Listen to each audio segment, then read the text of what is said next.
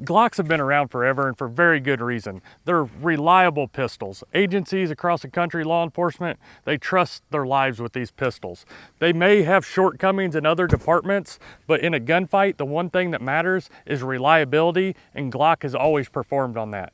With the popularity of these pistols, all the way from the Glock 19s, Glock 17s to the new micros, you know, the Glock 43X and different things like that, the aftermarket industry is just crazy and has a ton of parts and add-ons more than any other manufacturer for Glocks. You can find anything in the world to add on to your Glock.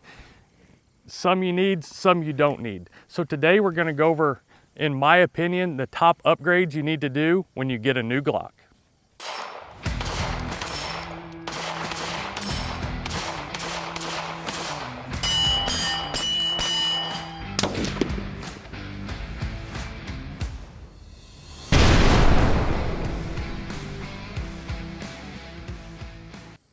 All right, so you've purchased a new Glock. You know it's going to be reliable. They have a huge track record of that. However, when you grab a Glock, there's not very many people that are going to argue with. There's just some things about it that feel like you need to change or what you should change. And with the market, you can spend days and days going over different things on the market that you do not need for Glocks. You do not need half the internal parts that they change on these. In my opinion, you buy a Glock for the simple reason of being reliable. I hear hardly anybody ever in all the years I've been around say, oh, I bought a Glock because I love how a Glock feels. You buy this gun to be reliable. So in my opinion, I'm not a fan of changing any of the internal parts. I know people say, oh, you can put a better trigger in it, but you also read the horror stories all the time on these Glock forums and different things of people buy this trigger and then they can't get it to reset or it doesn't function right. Well, if that was the case, why would you even buy a Glock in the first place? So the first thing I would tell you, as far as internals of the pistol, I would not change anything in my personal opinion. I'll leave the trigger as stock. It's not the best trigger in the world, but if you shoot this pistol and train with this pistol like you should, the trigger is very overcomable and you can shoot it very well. The one exception to the internals that I wouldn't say is mandatory, but if I was gonna do anything to the internals, it would be, I would change the guide rod. Glocks come with a plastic guide rod in them, which has functioned, but that is the part that's gonna cause issues down the road. With that said though, I mean, you're talking 5, 6, 7,000 rounds down the road, and why I hope you all train that much, because it'd make us a lot safer world and more proficient as far as a concealed carry community. I'm realistic enough to know most people aren't gonna shoot that much, so it's probably not gonna be an issue, but if you do plan on shooting it a lot and really training with them, I would put the stainless steel guide rod in it. It's a cheap, easy thing. It affects none of the functionality of the gun as far as reliability, like some of the other springs and triggers can. So if you're gonna do anything internally, that's what I would do. On to the one thing that I think everybody that buys a Glock should do, no matter what your circumstances is, and both of them have to do with the sights. Our Glock sights are plastic and trash. There's no two ways about it. They're junk. There's a ton of aftermarket sights on the market. I personally prefer Trigicon. So you can see here on this Bull Armory, which is a Glock clone, I got the Trigicon night sights on it. And if you're gonna go through the expense of putting different sights on it, I would personally go with the taller sights like these. That way you can put an optic on it and they co-witness. The second thing to a Glock is iron sights are great. I used to be an iron sight guy. So if you're gonna stick with iron sights, definitely, still get the suppressor height sights. But I would strongly urge you guys to look into, all these guns are coming in MOS versions now for the optics. I would strongly suggest at least trying an optic. From my experience, it has made me a far better shooter. There is a transition to any optic, but once you get used to it, the sight picture, and for me, like in a, not just necessarily punching paper, but in a defense training situation where there's other stuff going on and you go with the iron sights, you tend to focus on that front sight and then you kind of lose focus on what's around you. Whereas with an optic, the red dot is right there on it. Both eyes are open. You can see everything going around. It just gives you a lot better, not only target acquisition, but just situational awareness, in my opinion. So definitely look into an optic. If you are an iron sight guy, that's fine, but I strongly encourage anybody to look towards optics. I think it will improve your shooting.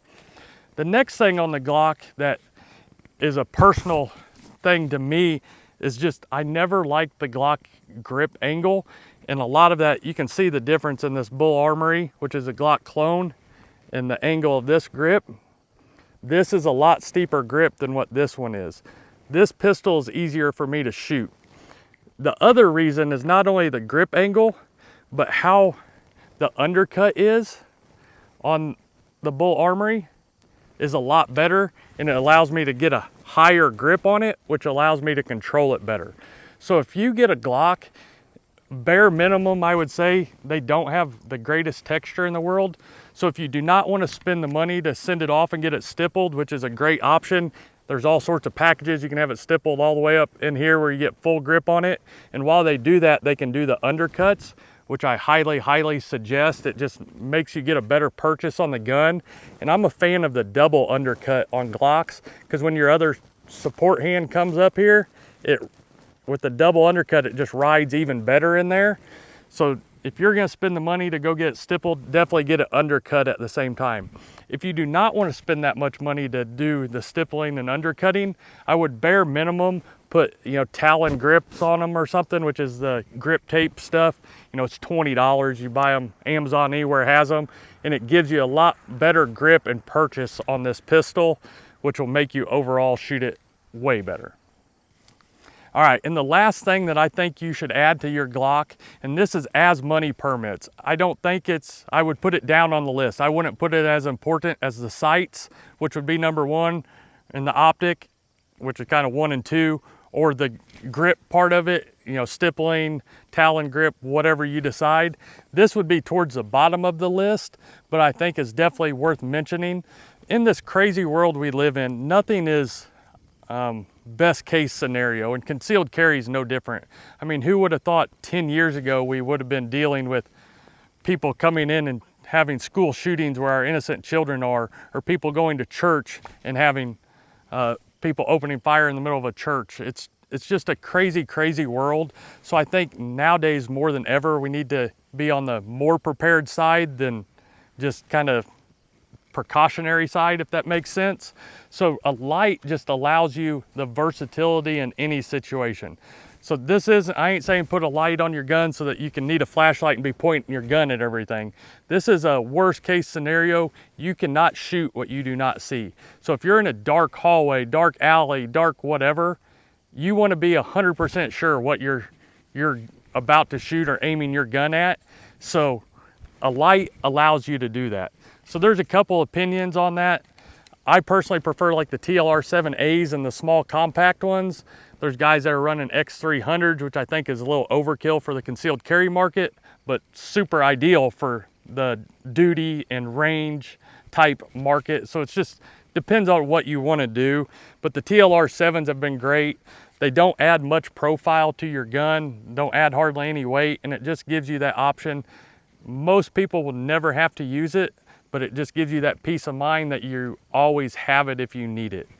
Handheld versus light bearings are another video that we are going to be doing here in the coming weeks. So if you decide not to put one on your pistol, I strongly suggest a handheld one, even if you have one on your pistol actually, but we'll get into that in another couple weeks when I get a time to shoot that video.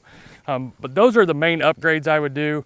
So recap, if we put this in perspective, you buy a new Glock, you've already spent a good amount of money on the Glock. The most important thing is sights. Get sights as soon as possible, as soon as money permits. If you are on the fence about an optic, I would strongly suggest going to the optic as well. It's gonna make you a better shot, more proficient, more situation awareness around you. It's just overall a better setup once you get used to it. Next thing is stippling and the grip. That can make it more tailored to fit you and your hand better. But at bare minimum, $20 on Amazon, get some grip texture, put it on there, and you're good to go. Stainless steel guide rod is up to you, but it is the only internal part I would change. It's just going to give you more longevity out of the pistol. Like I said, even though most people will never get to there, it's just extra peace of mind. So if you have it, do it. Trigger wise on a Glock, I know I'm going to get hate for this. This Glock is a tool that's meant to be reliable, and that's what it's been forever, which is why you even have one in your hands. I personally wouldn't mess with it. I would let it be and just get used to, there's no substitute for training. If you train with this gun efficiently, the trigger's not gonna matter to you. Let me know your thoughts and comments below on what you think. I know there's all sorts of people out there. Like I said, with a Glock, you can put anything in the world, imagine, on it, which is why you get the Gucci Glock sayings and different things like that. But there's just a few that you really need and a lot that's just hogwash in my opinion and you do not need. But let me know what you guys think in the comments section below. I'd love to see your guys' setups and how you run them and what your thoughts on it are. So overall, if you're gonna buy a Glock, check out those few upgrades and you'll be way happier.